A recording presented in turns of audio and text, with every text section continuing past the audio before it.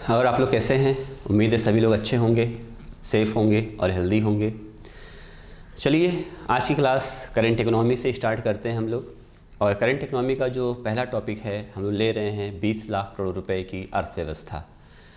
पिछले काफ़ी दिनों से बहुत सारे स्टूडेंट्स, बहुत सारे लोग ये जानना चाहते थे कि 20 लाख करोड़ रुपए किस प्रकार से भारत में काम करेगा, गरीबों को क्या मिलेगा, हमें आपको क्या मिलेगा, स्टूडेंट्स को कैसे फ़ायदा मिलेगा। तो इन तमाम सवालों के जवाब आज इस वीडियो में आपको मिल जाएंगे और आप समझ पाएंगे कि यह वास्तव में भारतीय अर्थव्यवस्था में 20 लाख करोड़ रुपए इंजेक्ट करने से कहाँ कहाँ किन किन क्षेत्रों में फ़ायदा मिलेगा, किन किन क्षेत्रों को तेज़ी से हम आगे ले जा सकेंगे और साथ ही साथ आपको पूरा विश्लेषण मेरी इस वीडियो से मिलेगा। तो चलिए शुरू करते हैं कि वास्तव में वास्तविक स्थिति है क्या। सबसे पहले तो मैं 12 मई प्रधानमंत्री मोदी के भाषण से ही बात शुरू करना चाहूँगा। जब 12 मई 2020 को लगभग 12 मई 2020 को 20:20 यानी रात को 8:20 पर मोदी ने 20 लाख करोड़ रुपए पैकेज की घोषणा की, तो बहुत से लोगों ने उनके भाषण को ध्यान से नहीं सुना। अगर आपने उनके भाषण को ध्यान से सुना होगा तो उन्होंने पहले ही कहा था कि इस 20 लाख करोड़ रुपए में पहले की मदद को भी जोड़ा जाए। यानी यहीं से बात क्लियर होगी कि 20 लाख करोड़ रुपए का पूरा पैकेज तो ये नहीं है। लेकिन जहाँ जहाँ भी आपने देखा होगा, पेपर में देखा होगा, न्यूज़ चैनल्स में देखा होगा, सब ने यही बताया कि 20 लाख करोड़ का पैकेज आ गया। और कई लोगों ने तो यहाँ तक कह दिया कि 20 लाख करोड़ से अब भारत की गरीबी पूरी तरीके से दूर हो जाएगी। यानी आधे अधूरे सच को लेकर के लोग आगे बढ़ रहे थे। आज मैं एक इकोनॉमिक्स का टीचर होने के नाते, अर्थशास्त्र के सिद्धांतों को भली भांति जानने के नाते मैं पूरी तरीके से इसकी वास्तविक स्थिति पर विश्लेषण करने जा रहा हूँ और भारत सरकार के ही आंकड़ों को लेकर के हम लोग आगे बात करेंगे। CMI के डाटा को लेंगे, कुछ प्राइवेट इंस्टीट्यूशन के भी आंकड़े को भी लेंगे और यहाँ समझने की कोशिश करेंगे कि किस प्रकार से 20 लाख करोड़ रुपए भारतीय अर्थव्यवस्था को फ़ायदा पहुँचाएगा। तो जैसे ही भारत सरकार ने कहा 20 लाख करोड़ रुपए, तो पहले एक बात स्पष्ट कर देना चाहता हूं कि 20 लाख करोड़ रुपए भारत सरकार के द्वारा ही नहीं दिए गए हैं, बल्कि इसमें RBI का भी रोल है। तो हम लोग यहाँ देखेंगे कि RBI की स्थिति और साथ साथ सरकार की स्थिति किस तरीके से दोनों मिल करके 20 लाख करोड़ के पैकेज को बना रहे हैं। अगर भारत सरकार 20 लाख करोड़ रुपए देती तो इसका मतलब ये होता कि भारत सरकार अपने GST से, अपने टैक्स कलेक्शन से या नॉन टैक्स कलेक्शन को मिला करके भारत की जनता पर खर्च करती। लेकिन कहीं पर भी टैक्स की बात, GST की बात, नॉन टैक्स रेवेन्यू की बात तो सरकार ने की ही नहीं। तो सरकार ने सिर्फ एक सीधी बात कह दिया कि हम 20 लाख करोड़ रुपए का पैकेज दे रहे हैं। अब चूंकि भारत में तो लगभग 90% की जो जनसंख्या है वो अर्थशास्त्र को समझती नहीं या उनकी अर्थव्यवस्था की कोई कॉमन अंडरस्टैंडिंग नहीं है। मेरी इस बात का बुरा मानने की आवश्यकता नहीं है, लेकिन यही बात सच है कि भारत जैसे देश में अभी भी 90% के ऊपर के जो युवा हैं या 90% के ऊपर की जो जनसंख्या है वो भारतीय अर्थव्यवस्था को सही मायने में समझती ही नहीं है। और शायद यही कारण है कि हमारे राजनीतिज्ञ, हमारे नेतागण, सभी लोग इसका फ़ायदा उठा करके अपने आंकड़ों के साथ खेलते रहते हैं। तो चलिए हम लोग देखते हैं कि 20 लाख की स्थिति वास्तव में है क्या। 20 लाख के वास्तविक आंकड़े को शुरू करने से पहले थोड़ा सा हम लोग इंडियन इकोनॉमी के बैक में जाने की कोशिश करेंगे। तो इंडियन इकोनॉमी के बैक में जाकर के हम ये देखेंगे कि वास्तव में भारत की जनसंख्या किस प्रकार से आगे बढ़ी है, भारत में गरीबी की जनसंख्या किस प्रकार से आगे बढ़ी, भारत में बेरोजगारी का स्तर किस प्रकार से आगे बढ़ा है। अगर हम लोग भारत की आज़ादी की बात करें तो भारत की आज़ादी के समय भारत की कुल जनसंख्या लगभग 31 करोड़ थी, 31 करोड़। इसका मतलब ये हुआ कि वर्तमान समय में आज पूरे भारत में 5 भारत हो चुके हैं और 5 भारत के साथ हमारी उम्मीदें कैसे आगे बढ़ी हैं, हमारी स्थिति किस प्रकार से आगे बढ़ी है, इसको भी हम लोग देखेंगे। तो सही मायने में देखा जाए तो भारत में मात्र 20 से 25 करोड़ की जनसंख्या ही ऐसी है जो वास्तव में सामाजिक आर्थिक सम्मान को प्राप्त कर रही है, यानी जिसका अपना एक सोशल स्टेटस है, एक इकोनॉमिक स्टेटस है और काफ़ी रिस्पेक्ट के साथ अपना जीवन जी रही है। बाकी के 100 करोड़ की जनसंख्या तो मुझे लगता है वो गरीबी रेखा के नीचे है या वो गरीबी में अपना जीवन यापन कर रही है। बहुत सारे सर्वे रिपोर्ट भी कहते हैं कि एक भारत की बड़ी आबादी गरीबी में है और अगर भारत की स्थिति की बात करें तो भारत गांव का देश है और भारत में जो अधिकतर जनसंख्या है वो कृषि क्षेत्र में लगी हुई है। और उसके बाद अगर कोई सबसे बड़ा ऑर्गेनाइज सेक्टर है तो वह है भारत का वर्तमान माइक्रो स्मॉल मीडियम एंटरप्राइजेस, जिसको लेकर के काफ़ी बात हुई। तो 12 मई को प्रधानमंत्री मोदी ने 20 लाख करोड़ पैकेज को लेकर के एमएसएमई की बात किया। तो 13 मई को हमारी वित्त मंत्री श्रीमती निर्मला सीतारमण ने भी एमएसएमई को लेकर के अलग अलग पैकेज की बात किया है। इसका भी हम लोग डिस्कशन आगे चल करके डिटेल में करेंगे। तो चलिए हम लोग अपनी बात एमएसएमई को लेकर के ही शुरू करते हैं। तो जैसा कि सरकार ने कहा है कि भारत में एमएसएमई के लिए 3 लाख करोड़ रुपए का लोन दिया जाएगा। मैं एक बात और जोड़ना चाहूँगा कि 20 लाख करोड़ रुपए में लगभग 90% का पैसा लोन में जाएगा। यानी सरकार आपको पैसा ऐसे नहीं देने जा रही है। लोन का मतलब ये हुआ सरकार आपको अभी मदद करेगी लेकिन बाद में आपसे पैसे ले लेगी। यानी सरकार ने जो एमएसएमई के लिए 3 लाख करोड़ का लोन देने की बात कही है, पहली बात तो उसकी ये समझ लीजिए कि वो लोन अभी नहीं मिलेगा, वो अक्टूबर 2020 से मिलेगा। और भारत में 4.5 लाख यूनिट एमएसएमई में वर्तमान में हैं। अगर आप 14 मई का इंडियन एक्सप्रेस का पेपर पढ़ेंगे तो उसमें सारे आंकड़े डिटेल में दिए गए हैं। तो 4.5 लाख यूनिट और 3 लाख करोड़ का लोन, अगर इसको हम भाग करते हैं 4.5 लाख यूनिट से तो 6,66,000। तो ये भी समझने की बात है, क्या भारत में जो एमएसएमई कार्य कर रहे हैं वो 6,66,000 में अपनी स्थिति को कितना बेहतर कर पाएंगे, ये भी भविष्य की बात है। और साथ ही साथ अगर हम लोग बात करें कि क्या वास्तव में एमएसएमई भारतीय अर्थव्यवस्था को पूरी तरीके से उबार सकेंगे, तो इसमें हम कह सकते हैं बस हमें एक उम्मीद है।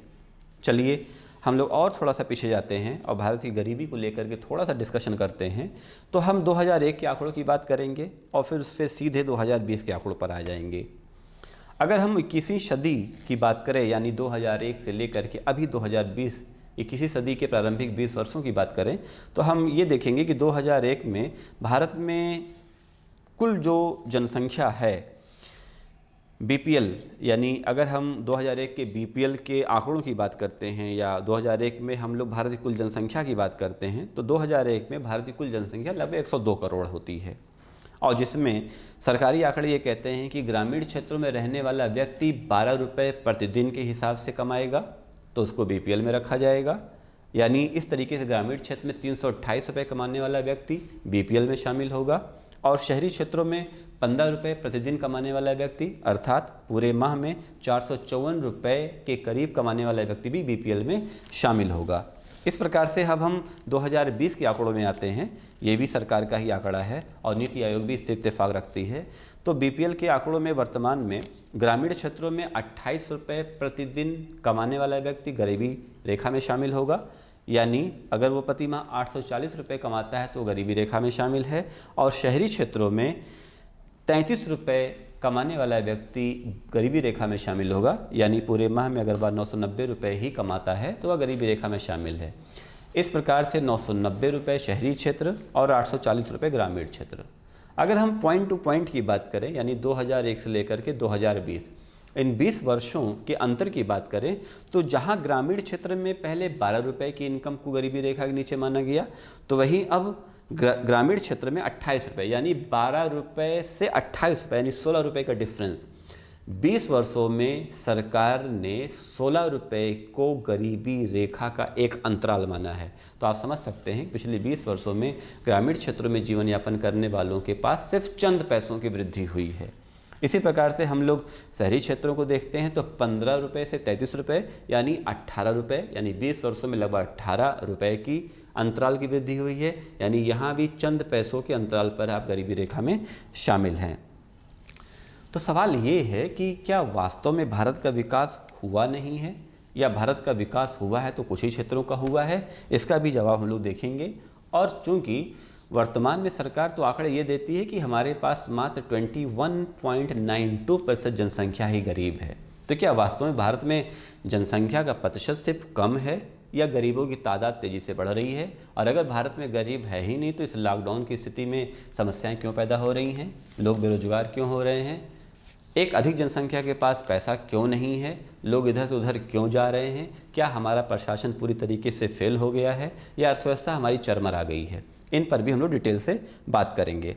चलिए, अगर हम लोग गरीबी रेखा के नीचे की लोगों की जनसंख्या की ही बात कर लें तो जैसा कि सरकार मानती है कि 21.92% की जनसंख्या गरीब है। इसका मतलब ये हुआ कि देश का चौथा या पांचवा व्यक्ति पूरी तरीके से गरीब है।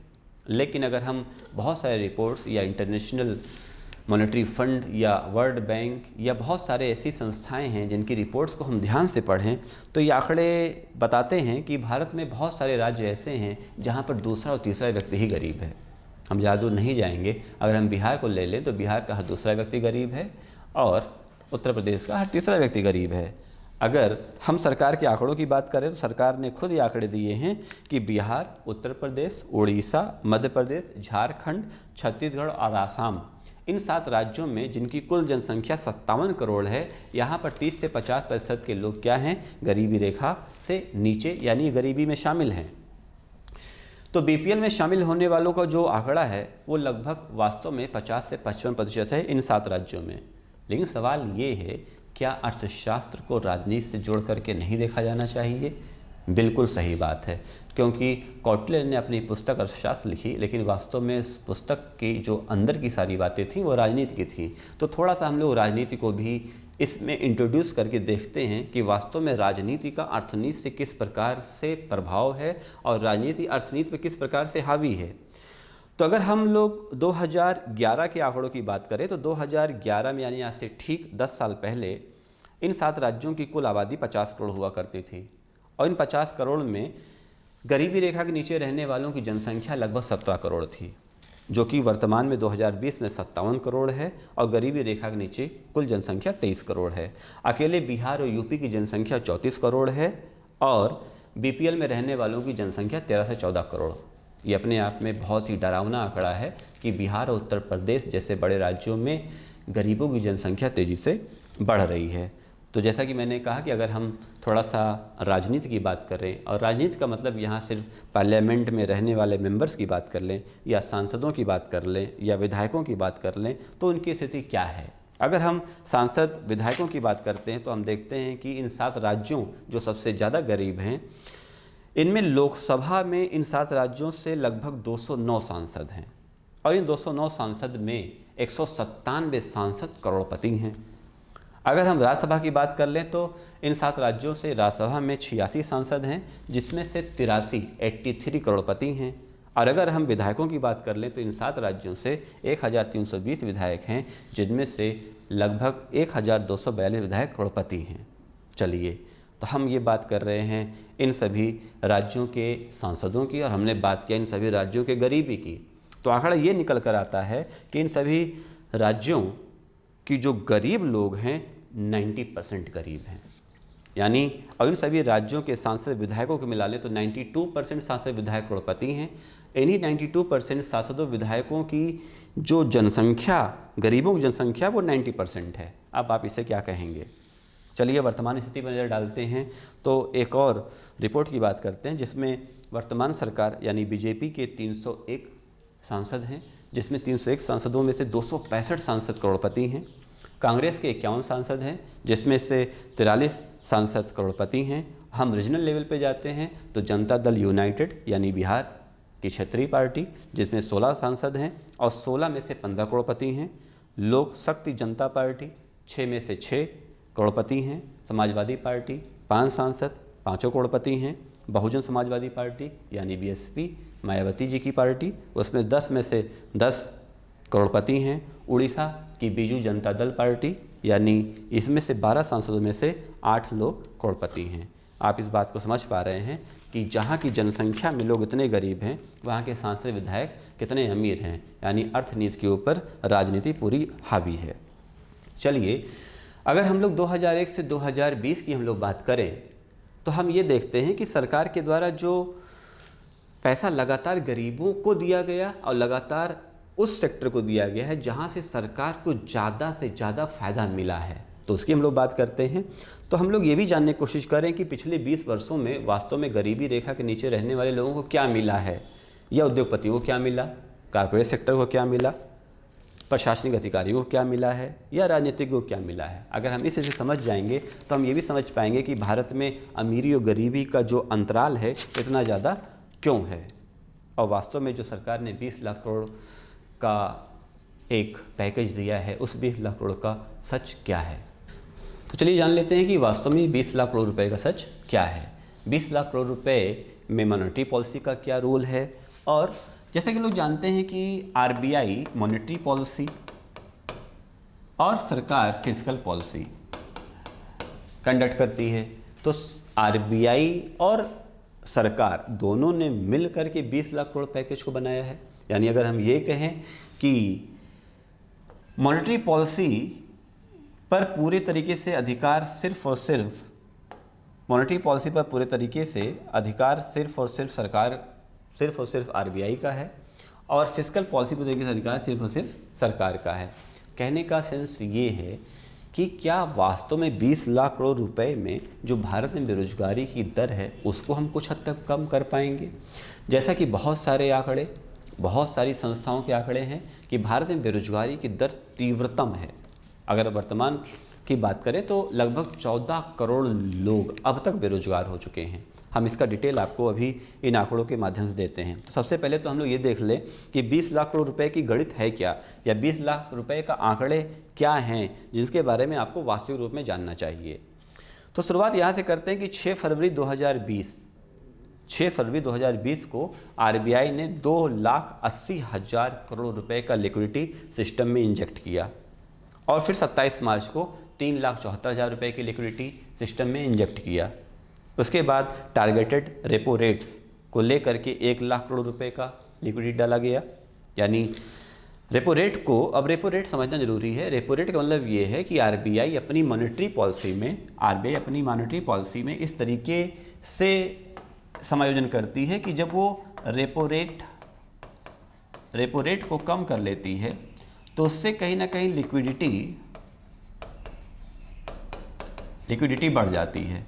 यानी आरबीआई का जो रेपो रेट है उसको आरबीआई ने समायोजित करने के लिए लगभग 1 लाख करोड़ रुपए और डाला। इस प्रकार सीआरआर कट की बात करें तो 1,37,000 करोड़ रुपए का इंजेक्शन हुआ।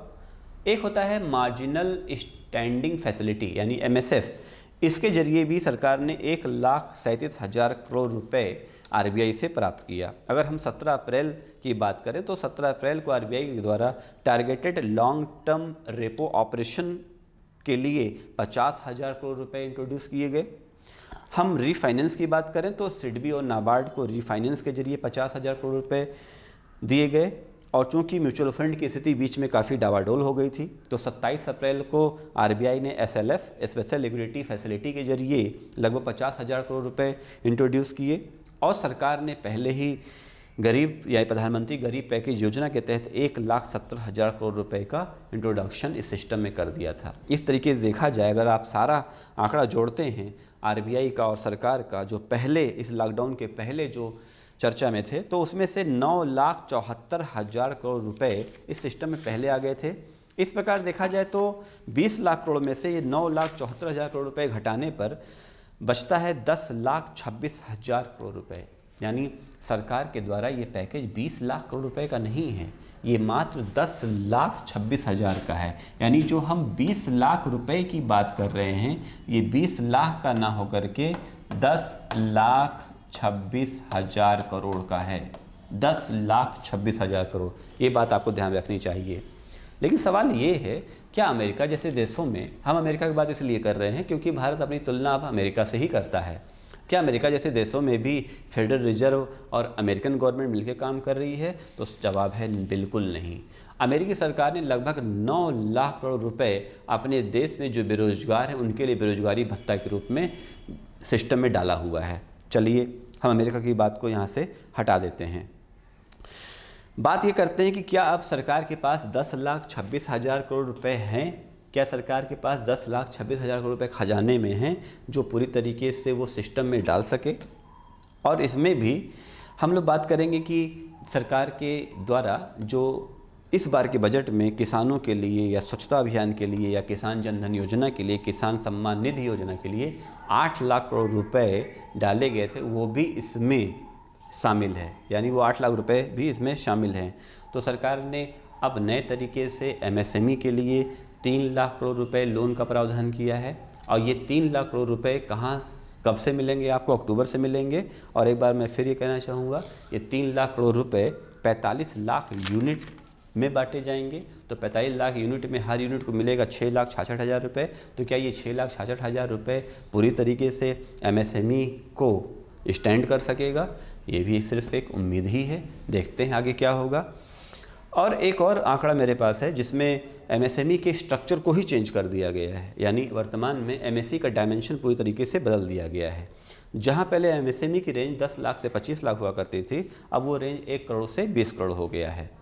जैसा कि आप लोग को पता होना चाहिए कि माइक्रो स्मॉल मीडियम इंटरप्राइजेज़ में मैन्युफैक्चरिंग सेक्टर में काम करने में ज़्यादा पैसा खर्च होता है, जबकि सर्विस सेक्टर में काम करने में कम पैसा खर्च होता है। तो मैन्युफैक्चरिंग सेक्टर में काम करने पर ज़्यादा पैसा खर्च कैसे इसका समायोजन होगा, ये भी बस सरकार की नज़रों में एक उम्मीद है। और हम ये देखते हैं कि पहले जो टर्नओवर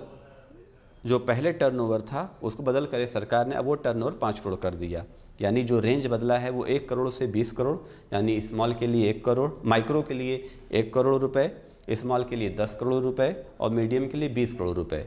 और टर्नओवर की बात करें तो एमएसएमई यानी माइक्रो के लिए 5 करोड़ का टर्नओवर, स्मॉल के लिए 50 करोड़ का टर्नओवर है और मीडियम के लिए 100 करोड़ का टर्नओवर कर दिया है। आखिर इन सब के बदलाव का मतलब क्या है? मतलब सीधा है, सरकार एमएसएमई से टैक्स वसूलना चाहती है। यही सरकार चाहती है एमएसएमई को रियायत करके हम इन पर टैक्स लगा करके और ज़्यादा अपने राजस्व को बढ़ा दें। लेकिन क्या वास्तव में इससे वर्तमान भारतीय अर्थव्यवस्था की मुसीबतें कम हो जाएंगी? हमें तो नहीं लगता। तो 100 करोड़ लोग जो अभी मुसीबत में हैं, या वे 100 करोड़ लोग जिनके जेब में अब धीरे धीरे पैसा ख़त्म हो रहा है, जिनके पास राशन नहीं है, जिनके पास अनाज नहीं है, वो इस स्थिति से कैसे निपटेंगे? ये भी एक आगे की बहुत बड़ी कहानी है। चलिए थोड़ा सा एमएसएमई के एक आंकड़ों पर नज़र डालते हैं। तो वर्तमान में मैन्युफैक्चरिंग सेक्टर में 31%, ट्रेड सेक्टर में 36% और सर्विस सेक्टर में 33% एमएसएमई में काम हो रहा है। लेकिन वास्तव में अभी सिर्फ 7% यानी 7% एमएसएमई ही हैं जो सर्वाइवल की स्थिति में हैं। और देखना होगा कि वर्तमान के 6 करोड़ 33 लाख एमएसएमई में कार्य करने वाले 19 से 20 करोड़ लोग कैसे अपने रोजगार को जिंदा रख पाते हैं। तो चलिए इसी एमएसएमई को लेकर के और रोजगार में रहने वाले या नौकरी करने वाले लोगों को लेकर के एक आंकड़े की और बात करते हैं। देश के बड़े उद्योगपति अजीम प्रेम जी, तो अजीम प्रेम जी यूनिवर्सिटी के सर्वे या उनके रिपोर्ट्स की बात करते हैं, जिन्होंने आंध्र प्रदेश, दिल्ली, गुजरात, बिहार, झारखंड, महाराष्ट्र, कर्नाटक, मध्य प्रदेश, उड़ीसा, राजस्थान जैसे राज्यों पे सर्वे कराया। और वहाँ की रिपोर्ट्स बहुत चौंकाने वाली हैं। रिपोर्ट्स ये हैं कि भारत के शहरी क्षेत्रों में वर्तमान में लगभग 84% लोग जो सेल्फ एम्प्लॉयड हैं, यानी जो खुद अपना रोजगार करते हैं, उसमें 84%, सैलरी बेसिस यानी नौकरी या वेतन के आधार पर कार्य करने वाले लगभग 76%, कैजुअल काम करने वाले 81% लोग तेज़ी से अभी नौकरी गंवा रहे हैं। जबकि ग्रामीण क्षेत्रों की बात की जाए तो ग्रामीण क्षेत्रों में लगभग 47%, सेल्फ एम्प्लॉयड, सैलरी बेस्ड पर 62% और कैजुअल काम करने वाले में से लगभग 66% लोगों की स्थिति नाजुक बनी हुई है। कहने का मतलब ये है कि शहरी क्षेत्रों की अपेक्षा अभी ग्रामीण क्षेत्रों में स्थिति थोड़ा सा बेहतर नज़र आ रही है। और एक आंकड़े की और बात करेंगे कि जहां लॉकडाउन के पहले इन सभी लोगों की जो वीकली अर्निंग थी वो 2,240 रुपये थी, वहीं ये अर्निंग घट करके अब 218 रुपये हो गई। यानी जहां पहले एक दिन में एक व्यक्ति 320 रुपये कमाता था, वो अब आज की स्थिति में 30 से 31 रुपये ही कमा रहा है। यानी हम ये कहें कि वर्तमान में जो मिडिल क्लास है वो भी पूरी तरीके से परेशान होता हुआ दिखाई दे रहा है। अगर हम नौकरी करने वालों का सरकारी आंकड़ा लें, यानी जो गवर्नमेंट आंकड़ा निकालती है, तो सरकारी आंकड़े के हिसाब से भारत में वर्तमान में लगभग 51% लोगों के पास या तो सैलरी जा नहीं रही है या उनके खातों में पैसा नहीं पहुंच रहा है। यानी 51% लोग अपने आप को कहीं ना कहीं से एक बेरोजगारी की स्थिति में महसूस कर रहे हैं। हम लोग आगे डिस्कस करेंगे वास्तव में बेरोजगारी है क्या। बेरोजगारी सिर्फ एक स्थिति है, यानी उस स्थिति को वे लोग महसूस कर रहे हैं। अगर हम लोग थोड़ा सा और इसको मॉडिफाई करें तो अभी वर्तमान में शहरी क्षेत्रों में 80% लोग पहले की अपेक्षा कम खाने लगे हैं। यहाँ कम खाने मतलब उनका उपभोग कम हो गया है और वो बचाने की तरफ ज़्यादा जा रहे हैं। इसी प्रकार से ग्रामीण क्षेत्रों में 70% लोग कम खाने लगे हैं, वो भी बचत करने लगे हैं। ये भी स्थिति इंडियन इकोनॉमी के लिए ठीक नहीं है। अब रही बात 20 लाख करोड़ के पैकेज के लाभ की, तो वर्तमान में जो स्थिति दिख रही है उसमें आंकड़ा ये निकल कर आ रहा है कि शहरी क्षेत्रों में मात्र 36% लोग और ग्रामीण क्षेत्रों में मात्र 53% लोगों को ही इस पैकेज का लाभ मिलेगा। यानी कहीं ना कहीं से शहरी क्षेत्र और ग्रामीण क्षेत्रों में जो लाभ का स्तर है वो भी अलग अलग दिखाई दे रहा है। अगर हम उत्तर प्रदेश की बात करें तो उत्तर प्रदेश की सरकार ने लगभग सैलरी पाने वाले या नौकरी में शामिल होने वाले लोगों के 7 अलाइवेंसेस को डिस्कनेक्ट कर दिया। यानी 7 प्रकार के जो भत्ते दे रही थी सरकार, उसको उन्होंने ख़त्म कर दिया है। यानी इससे कहीं ना कहीं उत्तर प्रदेश की अर्थव्यवस्था में लगभग 1,500 करोड़ इकोनॉमी की बचत हो पाएगी। अब सवाल ये है कि अगर सरकार वेतन नहीं दे पा रही है और टैक्स लेना चाहती है तो वो किस तरीके से इंडियन इकोनॉमी को बेहतर कर पाएगा। तो हम लोग CMI के आंकड़ों की बात करें तो CMI के आंकड़े ये बताते हैं कि भारत में लगभग जो 40 की उम्र के नीचे के लोग हैं, यानी जिनकी उम्र अभी 40 नहीं हुई है, वो 44% लोग नौकरी में हैं और जो लोग 40 प्लस हो गए हैं उनमें 56% लोग नौकरियों में हैं। तो 40 की उम्र के नीचे के लोगों में 44% में से 52% लोगों की नौकरियां जा चुकी हैं और साथ ही साथ जो 40 प्लस के एज के लोग हैं वो 56% हैं, उनमें से 48% लोगों की नौकरियां जा चुकी हैं। इस प्रकार से देखा जाए तो ये कमोबेश स्थिति हर क्षेत्र में बनी हुई है। यानी 20 से 24 वर्ष के लोगों की जो जनसंख्या है, जो 20 से 24 वर्ष के युवा हैं, उनमें 1,30,00,000 करोड़ लोग इस समय नौकरी विहीन हो गए हैं। 25 से 29 वर्ष की जो जनसंख्या है उसमें 1,40,00,000 लोग जॉबलेस महसूस कर रहे हैं। 30 प्लस यानी 30 से 39 वर्ष की जो आयु है उनमें लगभग 3,30,00,000 करोड़ की जनसंख्या जॉबलेस महसूस कर रही है और 40 प्लस के लोगों में से लगभग 3 करोड़ से ज़्यादा। तो अगर देखा जाए तो सारे आंकड़े लगभग 14 करोड़ के ऊपर के हैं। यानी वर्तमान में इस लॉकडाउन की स्थिति में लगभग 14 करोड़ लोग ऐसे हैं जिनकी नौकरियां जा चुकी हैं। हम लोग बात कर रहे थे शुरू में उन 7 राज्यों की जहां पर 90% जनसंख्या लगभग गरीब है, लेकिन 92% वहां की राजनीति अमीरी में है। यानी अगर हम लोग यूपी की बात करें, बिहार की बात करें, तो पहले ये बात बता दें कि पूरे वर्ल्ड में भारत की युवा जनसंख्या सबसे अधिक है। यानी यहाँ की जो औसत आयु लगभग 29 वर्ष है, जिसमें से यूपी और बिहार की जो युवा जनसंख्या वो 22 से 23 वर्ष है। तो 22 से 23 वर्ष की जनसंख्या या 22 से 23 वर्ष का लेबर अगर इस तेज़ी से बेरोजगार होता जाएगा तो शायद वहाँ की इंडियन इकोनॉमी तेज़ी से अपने रसातल में चली जाएगी, जो कि पूरी अर्थव्यवस्था के लिए अच्छी बात नहीं होगी।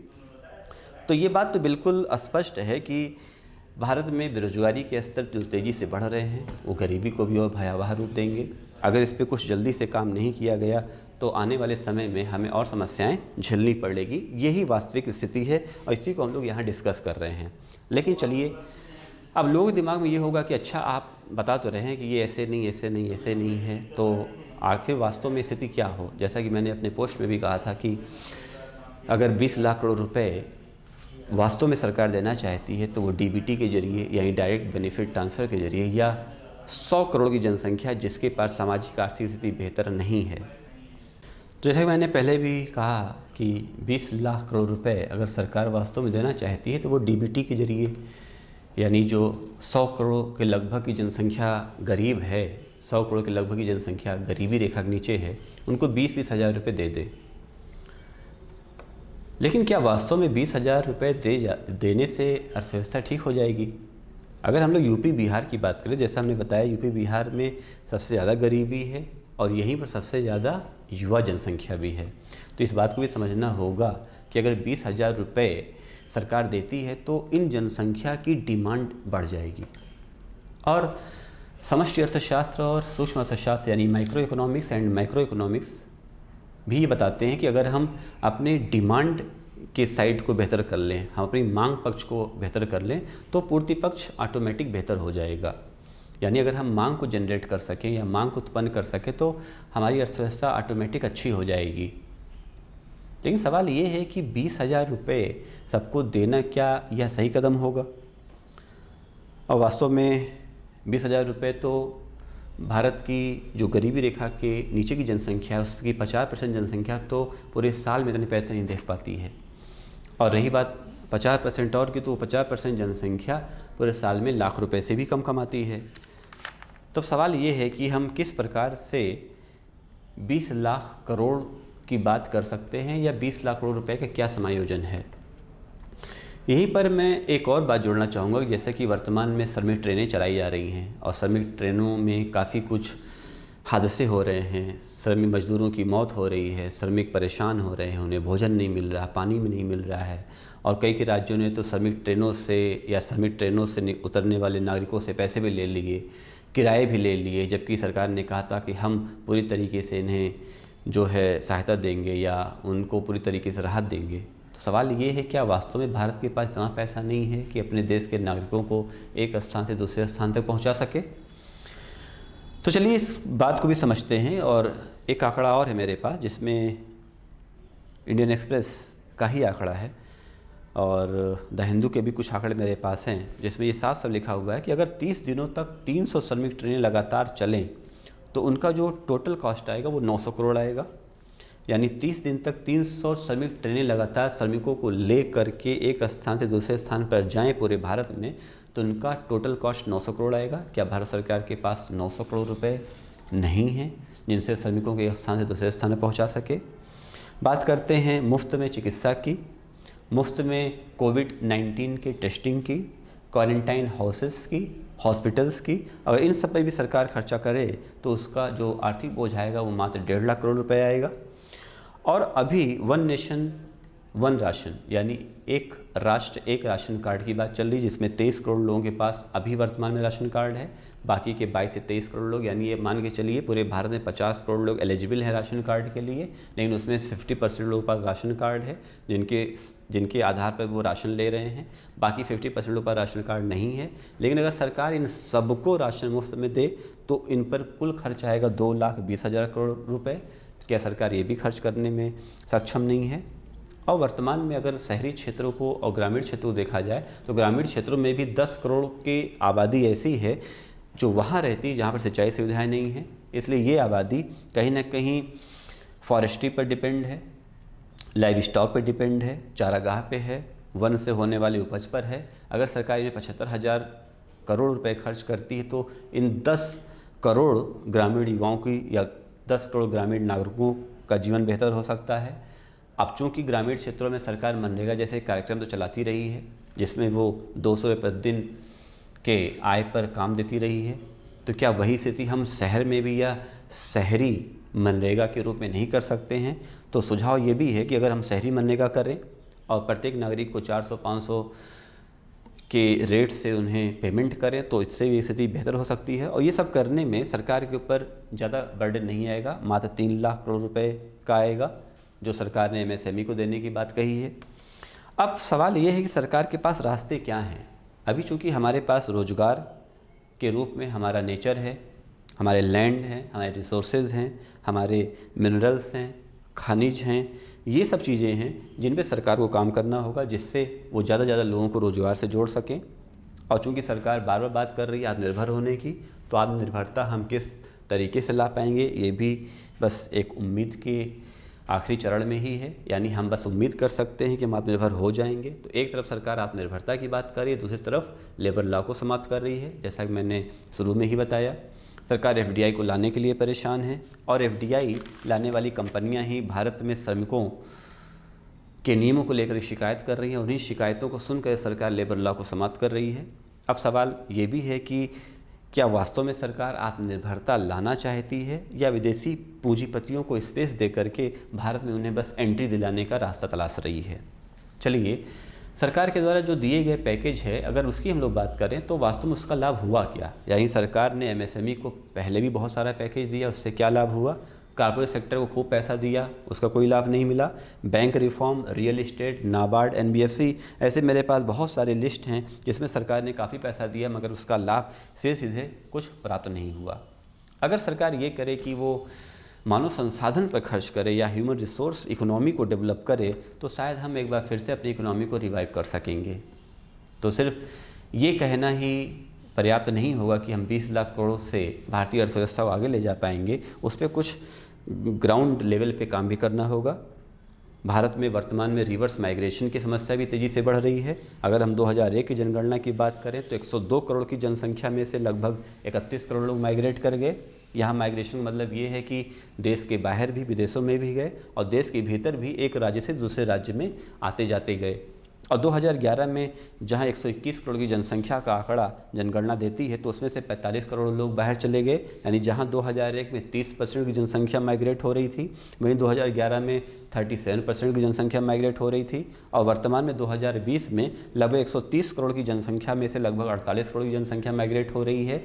और ये माइग्रेटेड जो पॉपुलेशन थी वो फिर से अपनी जगहों पर वापस लौट रही है, जिसे हम लोग रिवर्स माइग्रेशन कह रहे हैं। उत्तर प्रदेश और बिहार की स्थिति और भयावह है। इसके भी आंकड़े को आप देख लीजिए।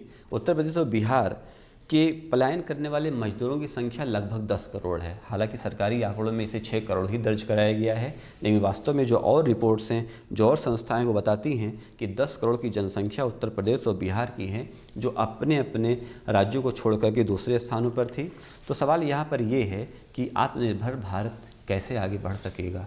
क्या हम इतनी बड़ी जनसंख्या को वे सभी चीज़ें उपलब्ध करा पाएंगे? क्या भारत फिर से एक बार अपने आप को उस स्थिति में देख सकेगा जो लॉकडाउन के पहले था? ये बहुत बड़ा प्रश्न है और सिर्फ हम उम्मीद ही कर सकते हैं। और मुझे ये उम्मीद है कि आप लोगों को 20 लाख करोड़ की पूरी इकोनॉमी डिटेल में समझ में आ गई होगी। यूपीएससी अगर आपसे आलोचनात्मक विश्लेषण करने की बात करता है तो आप इस लेक्चर से कुछ आंकड़ों का प्रयोग कर सकते हैं और उसके साथ ही साथ सरकार की जो योजनाएं हैं उनका समावेशन करते हुए आप लिख सकते हैं। मुझे पूरी उम्मीद है कि आपको अच्छे तरीके से ये बात समझ में आ गई होगी। ऐसे ही हम लोग करंट इकोनॉमी के तमाम लेक्चर आगे डिलीवर करेंगे और उनकी वास्तविकता के साथ विश्लेषण करेंगे। तब तक के लिए घरों में रहिए, सुरक्षित रहिए। Thank you very much.